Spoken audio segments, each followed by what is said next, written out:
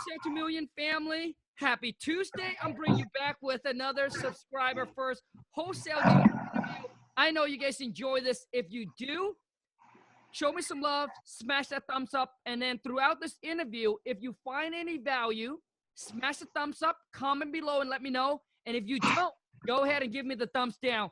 Give me what you got, right? And if you would like me to continue doing these subscribe first wholesale deal interview, make sure you comment below and let me know. And if you recently closed a first wholesale deal, email me at wholesale2millions@gmail.com.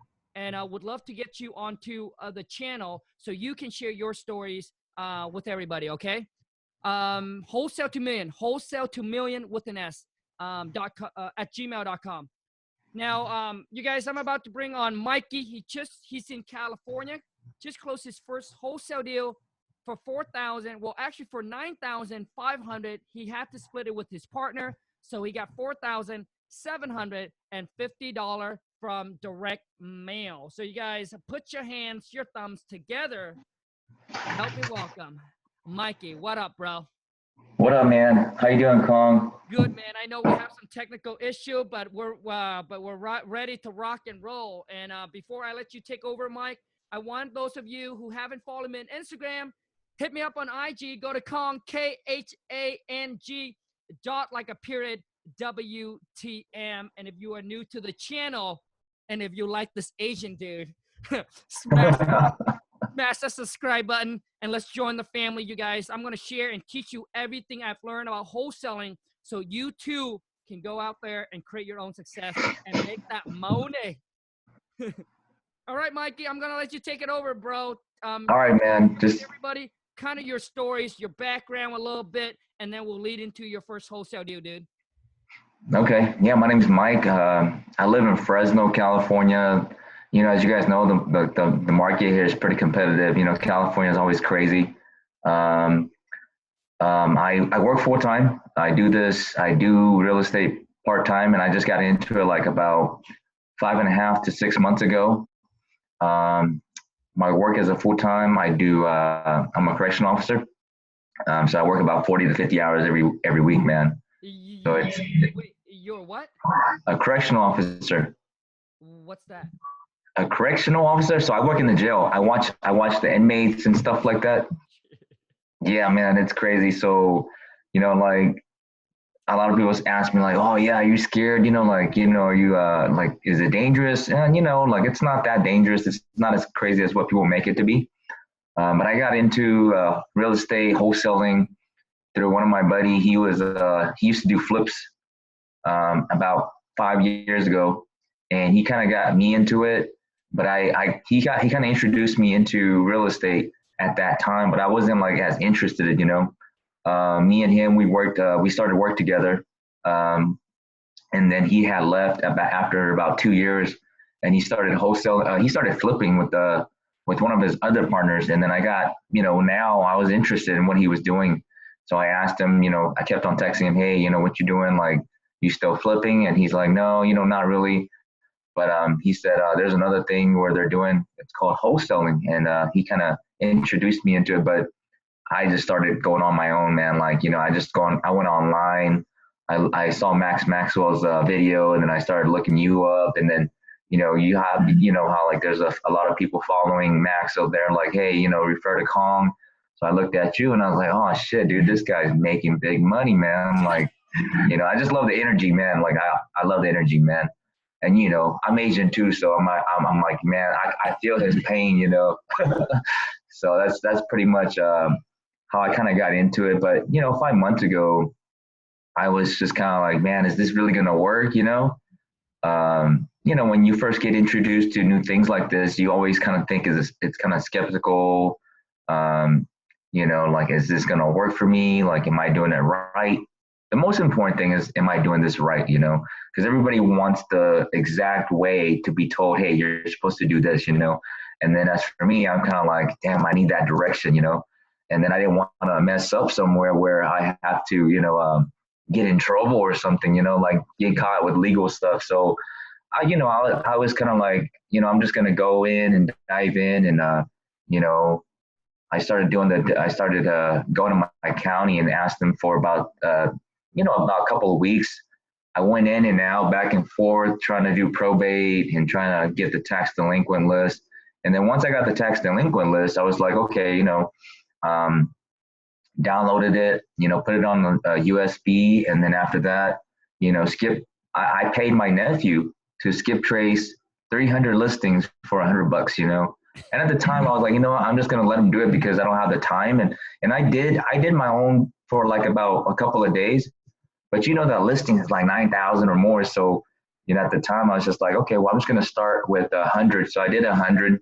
I made my cold calls, and, it was kind of nerve wracking, because you never call people randomly and just start talking to them about selling their property. So, the first 10, I was kind of like, damn, did I say this right? Did I do this right?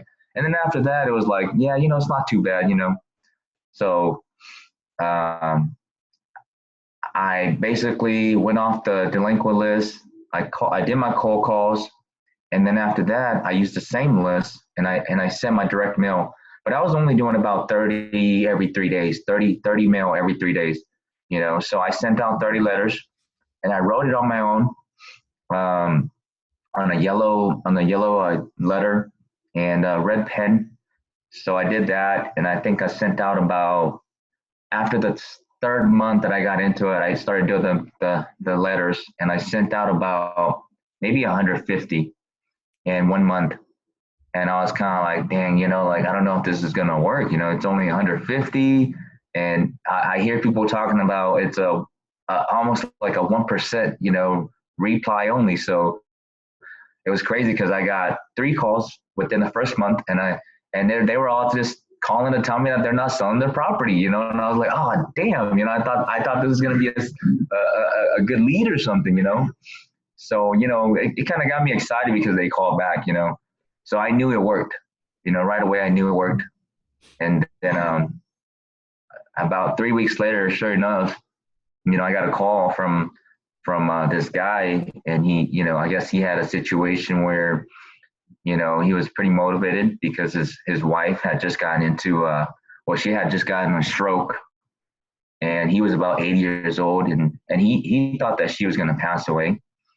So he told me, hey, my property's up for sale. I'm trying to get rid of it. So, make me an offer.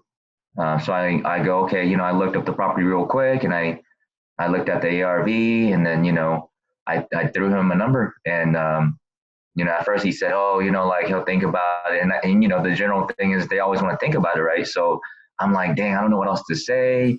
So I'm just asking him about, the property value. I mean, the damages, the repairs. And he told me about 25,000. So he was kind of accurate. It was about 30. But, so right off the bat, I knew, okay, if it's 25, then it's pretty bad condition.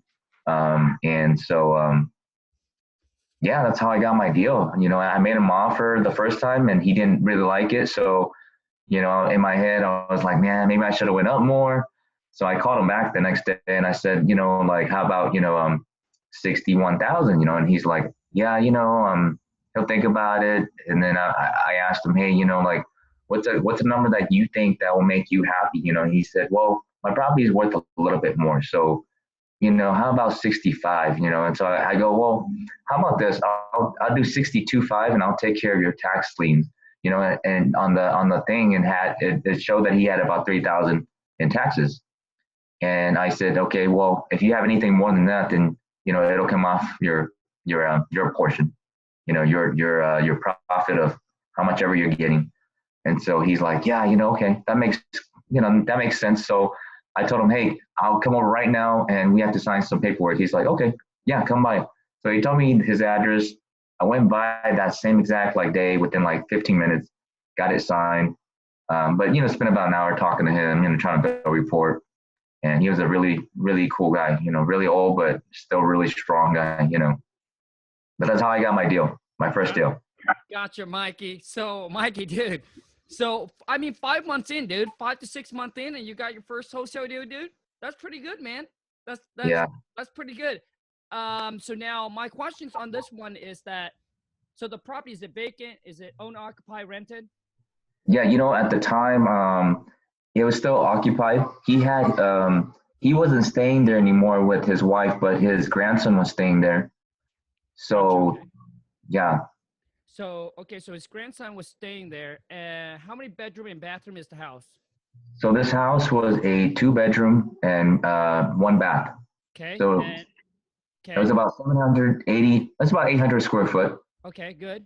800. Okay, 800 square feet, two bedroom, one bath. And so he estimated that the rehab would be 25,000. Yes. What did you estimate the rehab to be? So he calls you, right? He calls you. You Yep. guys are on the phone, the first phone call. Yes. What did he want for the property? So, when he first called, um, he didn't tell me a price exactly, but he just kind of said, "Hey, my property is going to be worth about 100,000."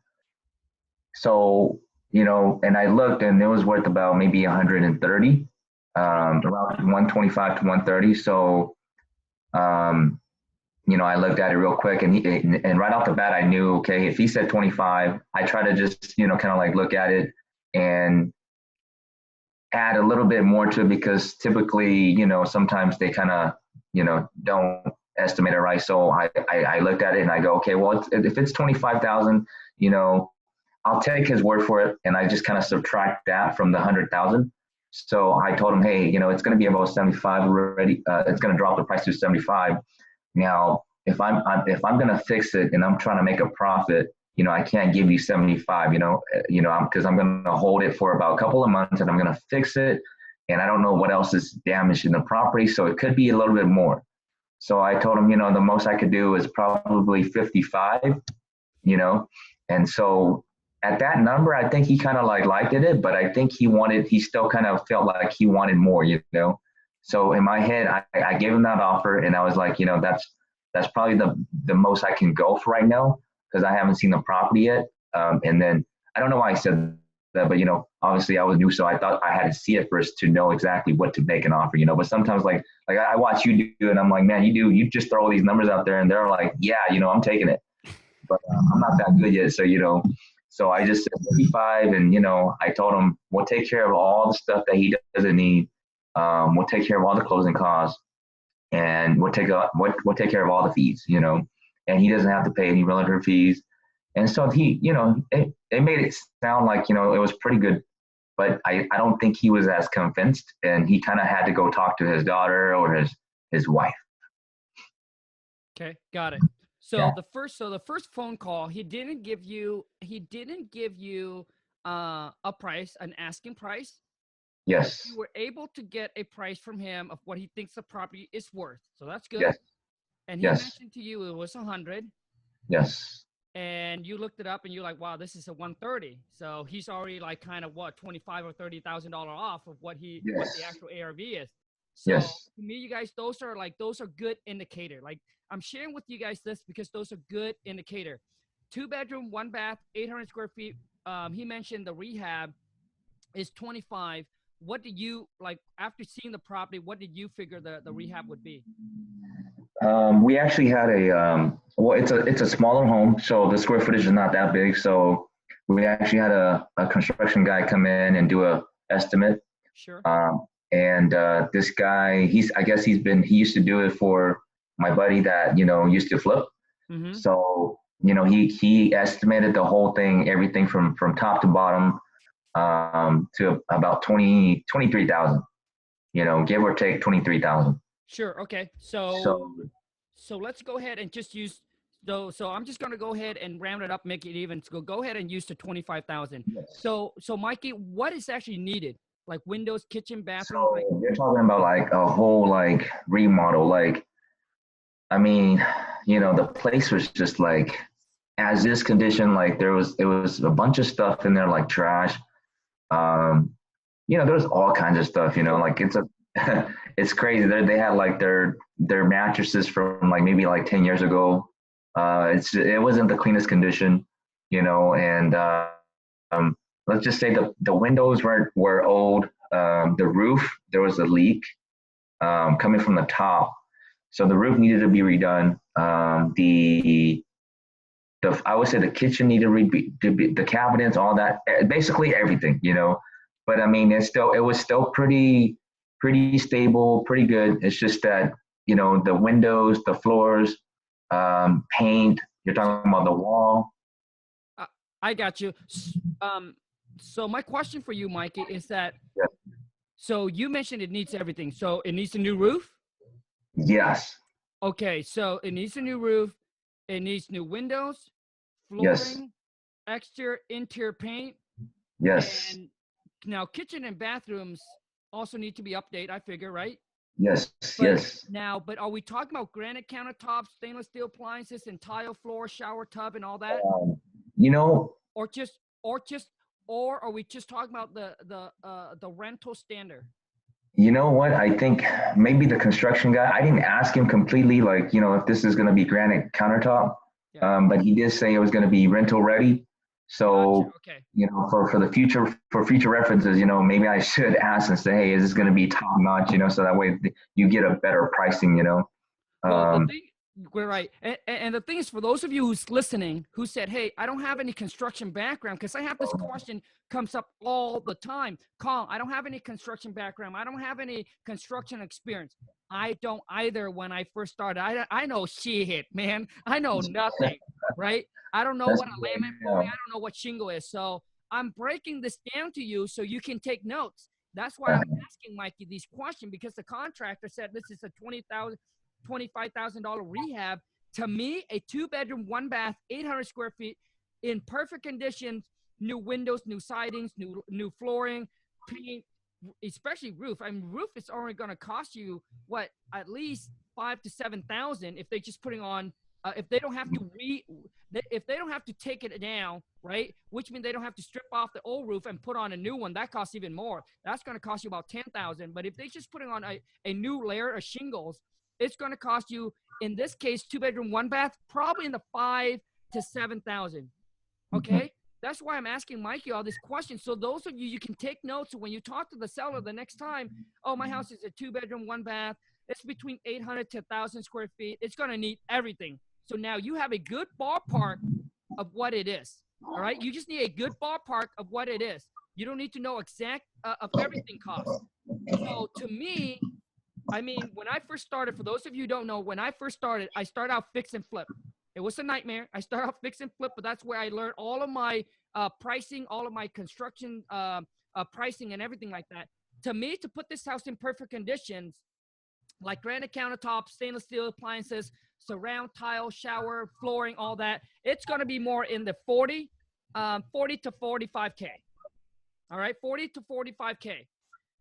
With a roof, with a new roof, man, you're probably going to push more of like a 50K.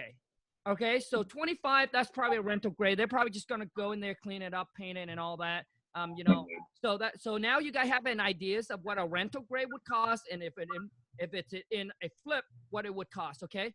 Mhm. Now, Mikey, the next question to you, man, is that, so when you talk to the seller, I want to know.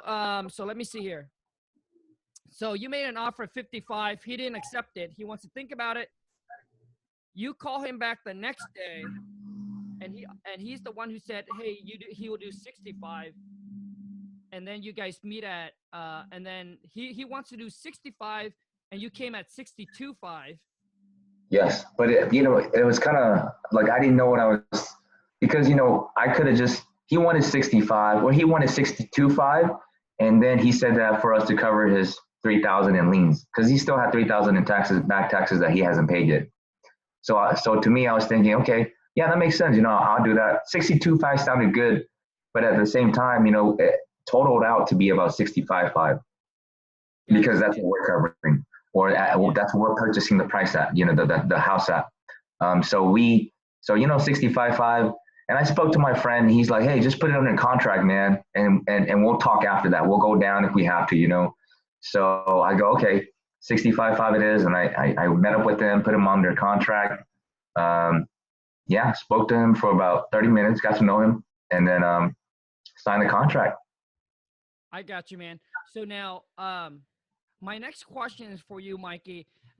I'm asking you all this question, Mikey, is for those of you that, for those people that are watching, maybe they're starting out and they kind of, you know, and they kind of don't know all of this. So that's why I'm asking these questions to break it all down so you guys can understand. Now, do you have any construction background, Mikey? I don't have any. Okay. No. So when you talk to the seller for the first time, you just went ahead and take that, okay, 25,000. I'm just going to take the seller's word for it. Yeah. So I asked him about the roof, and he did say, you know, needed the repair for the roof, and he did mention that it needed a whole pretty much upgrade, you know, Right. and that's what I kind of said, that he said 25, but I kind of in my head I was thinking, okay, if he's gonna say 25, it's probably gonna be about 30 to 35, you know. I added a little bit more to it Gotcha, man.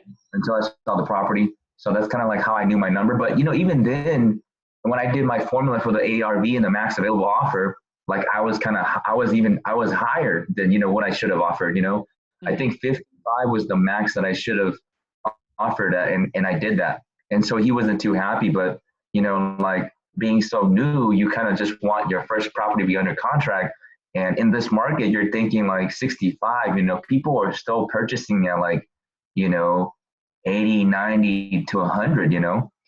So, you know, I just kind of wanted to put it under contract. And then in my head, I knew that, you know, there was going to be a buyer, but I just didn't know how much more, you know, if it was going to be a 10K assignment, a 5K, a 2K. I didn't really care about how much money I was going to make. I was just trying to get my first deal, to get the process done, and to learn how to do it, you know. Even if I was going to make $1,000, I was like, hey, as long as I know now, I could do like 20 more, you know. So that was basically the main thing, you know. Gotcha, man. Gotcha. Okay, so you put under contract for 62.5. So basically, you cover all the closing costs, so it comes out to about 65K. Yes. Okay. Now let's talk about, and what was the earnest money? So you know, the earnest money deposit, I just put $10 down. I mean, they didn't. I just told them, hey, this is going to be a deposit towards the purchase price. So you know, it doesn't matter because we're already in agreement, and you know, it's just open up escrow. So I just put $10 down. He didn't say anything, and that was it. Gotcha, man. Now, so where did you get your contract? You know, I just got my contract online. On the so there's Maxwell's contract, and then another person posted on the Facebook Wholesaling Elite page. So I'm in there too. So I copy his contract. I read it, and I liked it more because it had a lot of you know, disclosures in there that I liked. So I used that contract. Nice, man. So basically, it has all the contingent that makes you feel good. Yeah, it makes me feel a little bit better, you know. Sure, absolutely, man.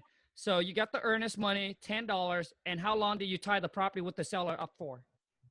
Are you talking about like the purchase price? No, like the closing date. Oh, okay. So that was crazy too, because man, this was so I had talked to the seller on March 7th. We signed the contract, and so he wanted about 45 days, which I had no problem with. I was like, hey, you know, that's fine. You know, as long as, you know, when you're ready, we can close this. So he said he wanted 45 days. We put 45 days down because it gave me more time to kind of find my buyer too, because it was my first time. So I'm here like kind of like stressing, worried about like what you just said on one of your videos. When you get that contract signed, now your next thing is, man, shit, am I going to get a buyer, you know? So I was kind of nervous about that. And, you know, like at first I was just like, nah, you know, there has to be a buyer, you know? I mean, the price is like half of, you know, it's like 50 cents to the dollar. So I wasn't too worried after I signed it. But 45 days, and you know, during that 45 days, I went on my trip to Singapore and Thailand too. So, you know, I was already kind of like, man, I need to close this deal before I leave, you know? So March 7th was the contract signed, and 45 days, he wanted it till about April 22nd, right? And my trip was April 4th.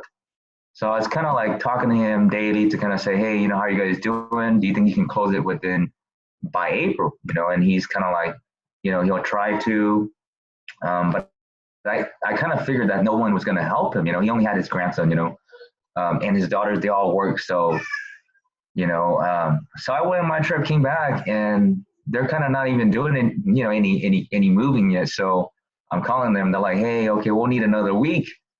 So I'm kind of like, okay, well, you know, that's fine. So I already at that point I had my cash buyer already. You know, he was already in place. So yeah, there you go. 45 days. I got you, man. Okay. Okay. I'm gonna break this down. So seller asked for 45 days closing, which is Yes. great. You guys, when you were starting out, right? When you're starting out, don't promise. Like on the live cold call, so many of you guys promise, and you guys right off the bat and say and tell the seller, "Oh, I can close in 7 days. We can close in 5 days.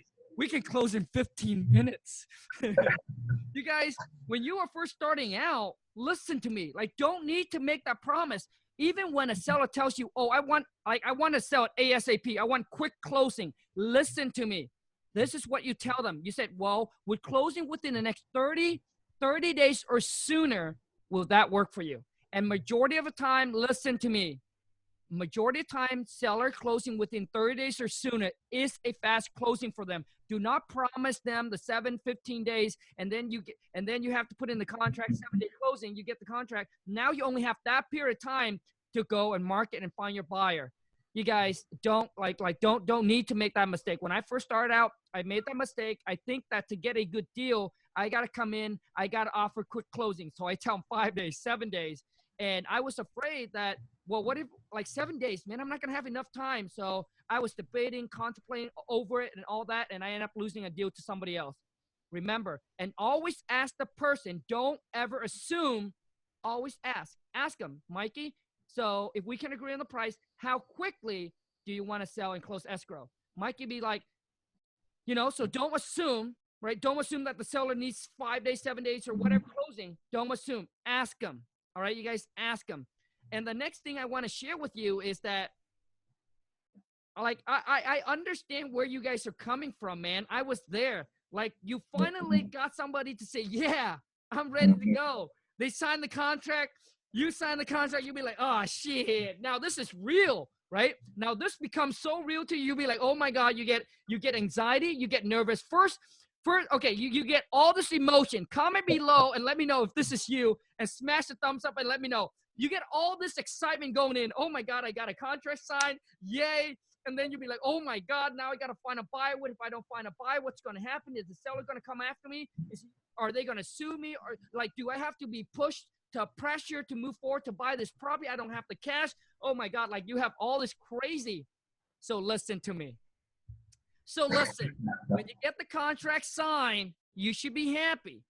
You're happy because in the contract, you already have the contingent. That contingent will give you a way out, which means you have that time period to do your inspection. You have the time period to review your numbers, and which means those are the time frame that you get to go out there and find your buyer. And if you don't find a buyer, and if you're not interested in moving forward to buying the property, you can get out. You can back out. You get your earnest money back. You get your $1 back. You get your $10 back. And then you move on. And obviously the seller gets to move on and do whatever they need to do. So don't worry. All right. Now, Mikey, I want to jump back, dude. Is how did you find your buyer? Okay, so the buyer was so it's crazy because this buyer used to work with me too, right? And we all used to work together. So me, my partner, and this buyer, we all used to work together. And I actually was pretty cool with this buyer too. But what happened was he quit working with me because his wife passed away. So, we won't go into that, but this buyer, after that, he started investing into properties too. And so my partner had texted him and, "Hey, I know you were looking for property, so we got this property for you. You want to take a look at it?" And he came out and he looked at it. And, I guess he's been doing a couple of those, he bought a couple of properties that were like discounted like that, and he threw it back in the market and he made some profit. So, he came out to look at it and he said, 75, yeah, I'll take it. So he had already wanted it, but we were just waiting on the seller, So basically, after about 20 days into trying to market this property out, we got the buyer, and there was a couple of guys that came out to look at it. We did an inspection period where I had about maybe 4 cash buyers that came out, and then he was the 5th one. And so they threw me some other offers. They're like, they they threw me like 70, 71, 65, 68, you know. And so this guy, he just came and looked at it, and he's 75. Okay, you know, I'll take it. No questions asked, you know. Got it, man. Got it. Okay. So this buyer came from someone that you actually worked with before, so you know him. Yeah, I know him. Okay, got it. So, but it's funny because he doesn't know that I'm doing this. So he doesn't know that I'm doing this because basically my partner was communicating to him. You know, like I didn't communicate to him at all. You know. So basically, he didn't know you were actually part of it. Yeah, he didn't know that. Got it. Okay. Know that. Okay, got you.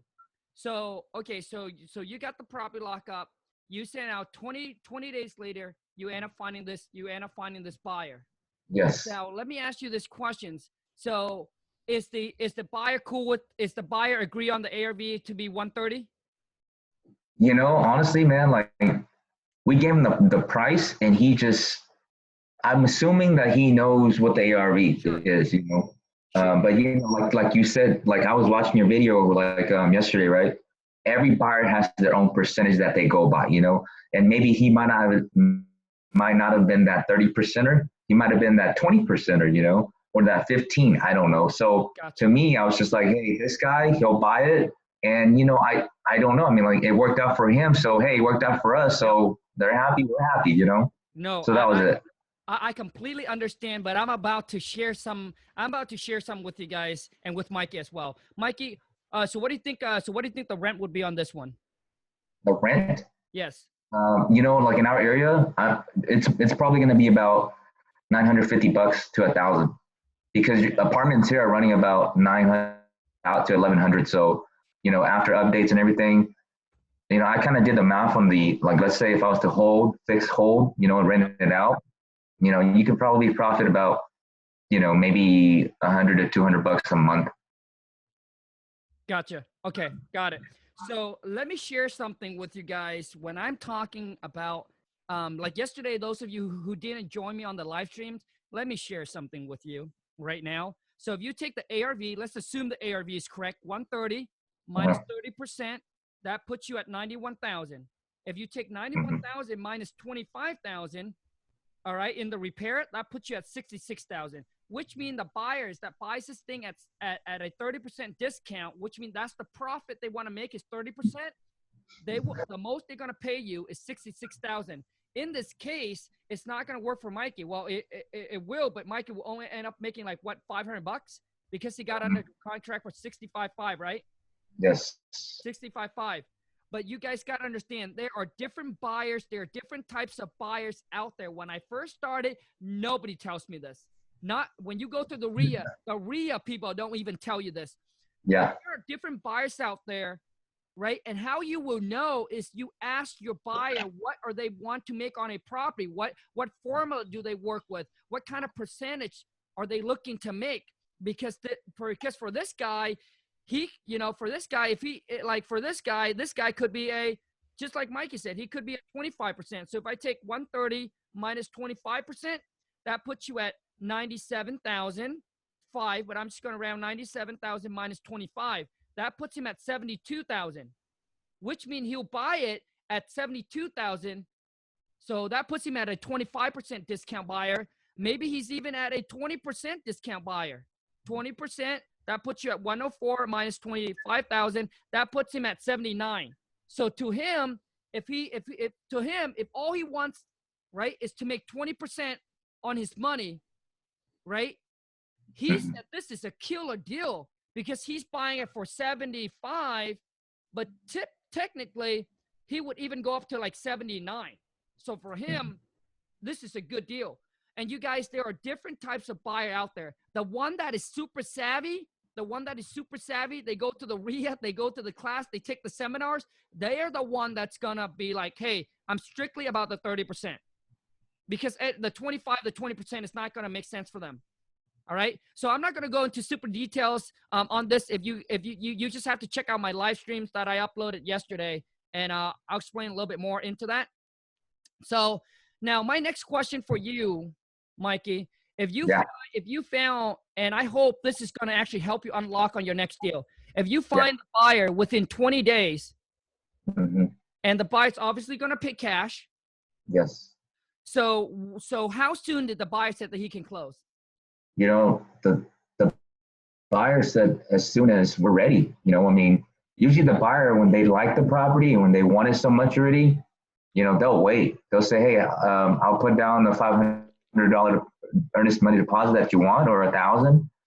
We actually had another buyer that, you know, he wanted it for 70,000, and he said, hey, you know, like, I'll put in whatever money, earnest deposit money you need right now, you know, and I'll just wait until your seller's ready. And I was like, man, you know, he was the next potential buyer, had our buyer back out. But, you know, we got a little bit more money. So we were just like, hey, we'll wait, you know, and this guy, the main cash buyer that we sold to, he was cool too. So he was just like, hey, I'm going to wait until you guys are ready and I'll be right here. So, I mean, you know, the cash buyers usually, when they know the property is a good deal, they'll wait and they'll put down the money. It's not like, you know, you have to keep on looking. If it's a good deal, they're willing to wait. Gotcha. Okay. So I'm going to explain some, and I'm going to share some. I'm going to ask Mike, and then I'm going to share with him. So when another cash buyer look at this could be a really good rental for him as well, because if he buys at a 75, let's just say after all the taxes and expense, he'll 75 plus another 25,000. 75 plus another 25, so he'll be 100,000, maybe 103 after all the taxes and expense. And I don't know if this is the 1% rules, then that rent won't make sense, right? At a 1%, which means if you buy it for 100,000, you must get 1,000 back in rent. So if you pay 103 for it, right? Mm-hmm. So this one wouldn't fall into the 1% rules. But for some, just like the flipper, the people that buy for rental, some will be like, hey, every single door that I buy, I need to cash flow, which means after all the mortgage expenses, after all the utilities, all the bills is being paid, my property management or anything like that, I want to bring home 250, 300, 100, 500, whatever that number is. It's also depending on the area, obviously, right? And also too is you guys got to understand, like I'm sharing with you that you got to open your mind, because there's different types of buyers. There will be buyers that buys rental that manage them, that will manage the renter, the rental themselves. So which means now they don't have to pay property manager the 7 or the 10%. So if I buy a rental, I don't manage it. So I cannot pay as much as the guy or the gal that's going to manage themselves, because now I got to take in consideration that I have to pay 10% for property manager. So when I'm talking about different kind of cash buyer, there's one that are general contractor, right? They're general contractor. So they're thinking, yeah, you know what? I'm going to do all the work. So I don't have to worry about the labor costs. So which means I'm willing to pay more, right? Because the rehab cost is not going to be as high. So in this case, the 25,000 in rehab, you know, we all know it. What costs the most is the labor, not the material. It's kind of 50-50, but normally the labor costs a little bit more. So instead of 25,000, if you take the 25 divided by 2, he said, hey, I only spent 12,000 for material because I'm going to put in the sweat equity. So you guys got to understand, need to understand all this. Now, the next question I have for you, Mikey, are you there, bro? Mikey, are you there? Mikey, are you there, bro? All right. Okay. You freeze a little bit. So Mikey, my next question for you is that the buyer is ready to close. You're just waiting on the seller. Now, my question for you is, what is holding you back? Why don't you just close on it and then have the buyer takes over?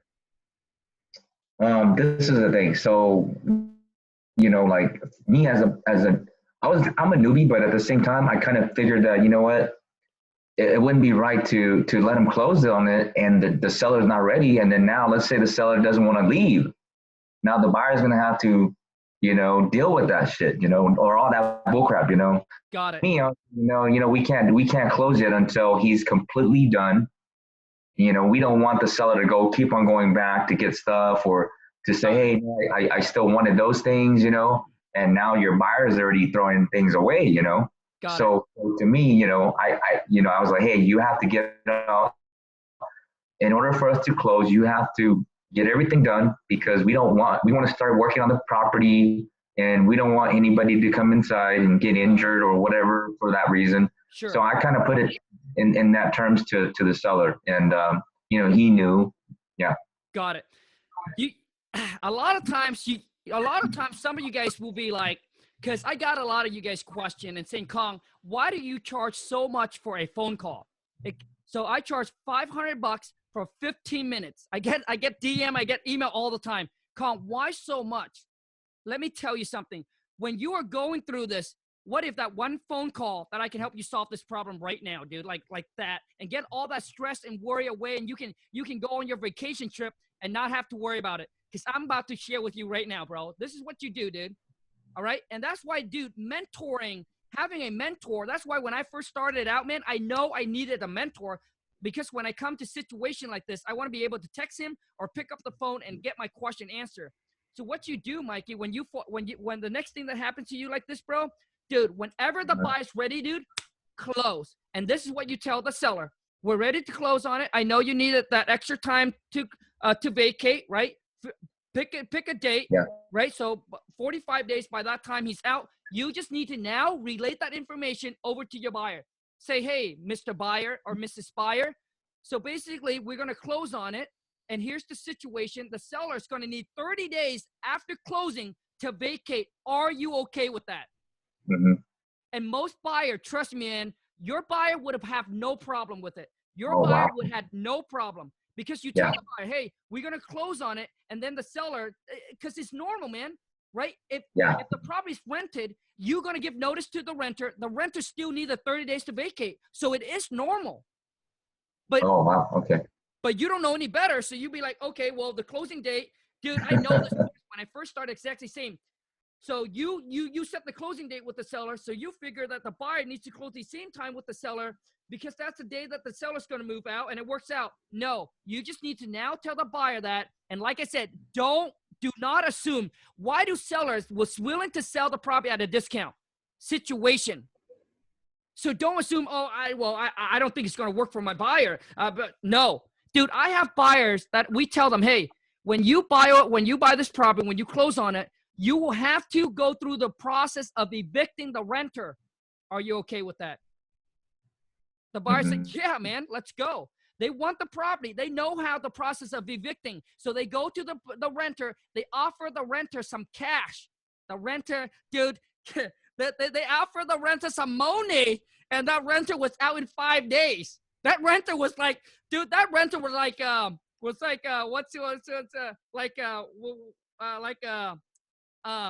a road runner. They're out of there in like 5 days. Gone within a second, huh? Yeah, man. Don't assume, like, these buyers, they buy these property, they know. So you just tell them, hey, so the seller needs 30 days after closing to vacate. Are you okay with that? And if they say not okay, well, you know what? Because that 30 days, I got to pay money. All right. I got to pay some money because I borrow private or hard money. Here's the next thing you should do, man. Dude, this is all negotiating, and this is not something you read in books, man. This is through experience. Here's what you want to do next. Listen to me, dude. Until it's closed and the check is in your hand, or the money is in the bank. Let me tell you, man, anything can happen. Anything can blow up, dude, and you will not get that money. So to me, I do not delay the closing. When I found the buyer, when he's ready or she's ready, I close. So if the buyer tells you that, then you ask the buyer, so what does that 30 days cost you? He'll be like, well, I have to pay an extra $500. Well, what if I do this? What if I can get my partner to agree to go ahead and credit you $500 to pay for that 30 days? Can we go ahead and move forward to closing? $500, $1,000, whatever that is on your assignment fee. Dude, we closed on a $20K deal, and we told them, hey, you know what? The renter's going to be in there. You have to go through the eviction process. You might have to evict the renter. They'll be like, Khang, it's a process, man. So it's going to cost me some money. And when we asked him, he said, hey, if you credit us $1,000 so we can gift that the renter $1,000, we're ready to close. And that's exactly what we did, man. We credit them. He takes it over. Everybody agrees with it. Boom. Move on to the next thing, man. So that's, hey, Mikey, that's what I just want to share with you, dude. So That's good knowledge, man. Because in the future, I'm gonna be like, hey, just offer some money and work with the buyers. yeah, man. So basically what you need to do is you just need to be transparent, relate the information over to your buyer. If there is a, so typically, when I talk to the seller, because you talk to the sellers need 45 days. So what you do is you put on when you send your deal out to your buyer, hey, 30 days, seller needs 30 days after closing to vacate.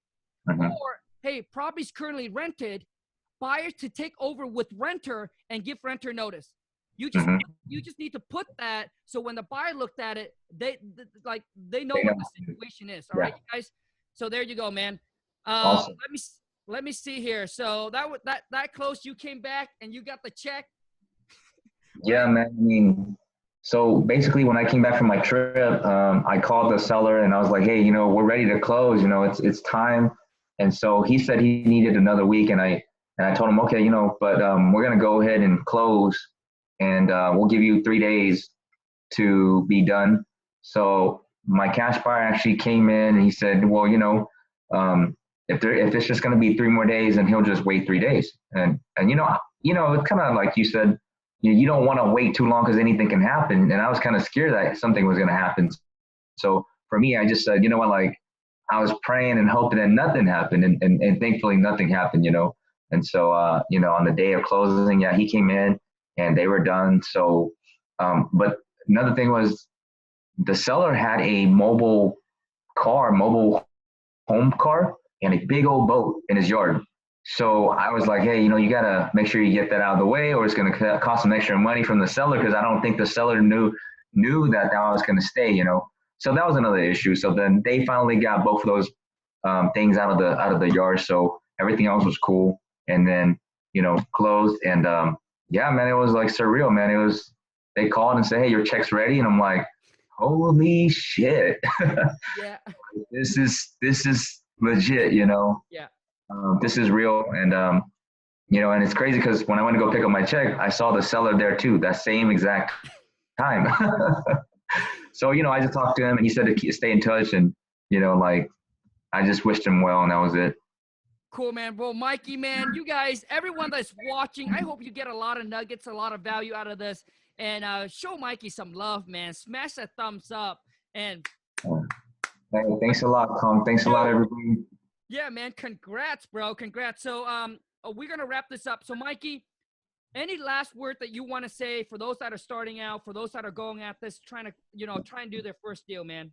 Yeah. I mean, just keep on watching YouTube videos, be possessed like by wholesaling, like watch Khang watch all his videos from the last year or two. Keep on searching for answers on YouTube. That's what I did. And, if you have a question, you think it's wrong or something, go look it up real quick. You'll find the answer. Put work into it, like Khang says, if you don't work, things don't work, So your first deal is only one deal away, like Max Maxwell says, and just keep on pushing, work at one, if you're going to cold call, be really good at cold calling. If you're going to do direct mail, be really good at doing direct mail, and just keep on grinding. Yeah, man. The deal's going to come. Nice, man. So for those of you who's listening, let me tell you this. If you only do what you can, you will never, ever be more than who you are. Listen to me. If you only do what you can, you will never be more than who you are. Mm-hmm. For those of you who say, oh, I work 8 hours, I got this, I got this, I got that. Dude, if you want more in life, if you want to get to the next level, you must put in and you must become more. So you have to learn new things, acquire new skills, meet new peoples, go to that seminars or that events or whatever that is, right? But you are going to be stretched. So you cannot continue to be the same person, but want to achieve more. All right, you guys? And the thing is, most people just don't want to put in the work, man. Like, they don't want to put in the work and they want to get it free. Like, which means there are free information. All the information that you ever need to succeed in this business is on YouTube. But most people said, I don't want to pay the time. I don't want to go through it. I don't it's just too much. Like, I don't want to go through, but I don't want to pay the money either. I was like, shit, man. They want it for free.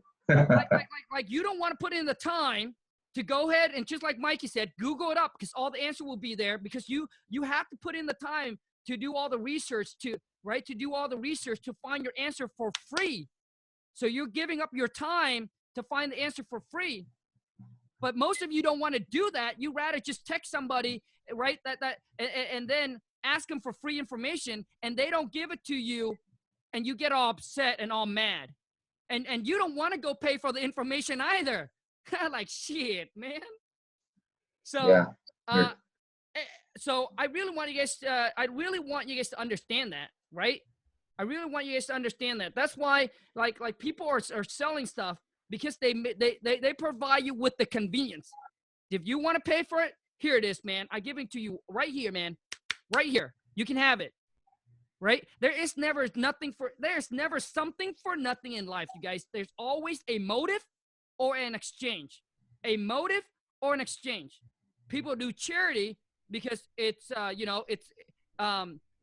it's good karma, and what you give, right? When you give, you receive, right? There's always a motive, man. There's always something. Never something for nothing. Never, ever in life. So anyways, Mikey, how do people connect with you, bro? How do people connect with you? With me? Yeah, man. Like what do you mean? Like if there's people that want to reach out to you, connect with you, maybe want to partner with you. Oh, how do they connect with me, man? Man, like, honestly, man, I don't, like, I have a couple friends that hit me up after they saw, that I'm doing real estate or wholesaling. And, like, for me, man, I'm working full time. Sometimes I'm working like 50 hours a week, and it's mandatory stuff. So I just tell them, like, hey, YouTube, you want to connect with me? Messenger, Facebook Messenger, I'm pretty good with that. If they message me, I'm pretty good with replying back. And pretty much that's it. I mean, like, I don't want to tell people too much because I don't want to give them the wrong knowledge, but I know that YouTube has it all. So I just tell them, hey, watch Khang's videos or watch Max Maxwell's video and keep on going, and when you have a question, just type it into YouTube real quick and you find your answer, Awesome, bro. Awesome. That's what I did, about like all the stuff. I mean, the papers, if it's good, if it's bad, if it's going to work, what I got to do. And pretty much I just kind of, possessed myself with watching YouTube videos, going to work. And when I'm off, I'm working. I mean, I'm watching and the paychecks, that's what inspires me. You look at all the paychecks you post up and it's like 100K, 50K, 40K. In my head, I'm like, man, I could do that too, but I mean, it's all like YouTube content, man. And the connection, like anywhere on Facebook Messenger, Instagram. I don't even know what my Instagram name is, man. So that's how crazy. My Facebook, it's under Mike Jones, but I mean, there's so many Mike Jones, so it's gonna be hard to find them too, Well, the thing is, for those of you who wants to connect with Mikey, I will at least put his Instagram in the description for you. And so you guys, thank you so much for watching. We're gonna wrap this up. But for those of you who are ready, who are committed, when I'm saying committed, man, this journey ain't gonna be easy, but that it's going to be worth it. So if you are ready, you're committed, and you rather pay the money instead of trying to waste more time to figure this out, then you can check out my step-by-step guide, how to virtually wholesale. That package is $4.99. The link is in the descriptions. If you want to join the masterclass, I really don't know how many people that we got on right now because I kind of have Keith or somebody facilitate that. But if you want to join my 5K masterclass, I'm doing it for the first 20 people. We meet once a month, every month, once a month, right? For 12 months straight, one-time payment of 5K, right? And then we meet once a month, the first of every month. And what we do is we sit down, figure out where you're at, what your business is, and where you want to be. And I'm going to share with you tips, tricks, strategies, connection, network, all the program, all the company, everything that I do, I'm going to share with you to get you from where you are to where you want to be. And listen to me, man. You know why people get mentor and things like that? Because it's like a GPS. So when you go in a car, you punch in your GPS have already, like, you cannot take somebody where they are to where they want if you've never gone there. Mm-hmm. All right. So when you ask tips, advice, and opinion, be careful, man, who you get it from. Like, you asked me and my brother about investment, retirement. My brother will say, well, invest in CD, 401k. I will tell you, screw the 4, the O, the 1, the K. Screw the CD, screw the mutual fund. And freaking worry about stacking the cash, building that cash up so much, and freaking be like Uncle G, man. Dump all that money into rental properties and build a passive income, dude. Like, you want to retire with like hundreds of thousands of dollars coming in every single month.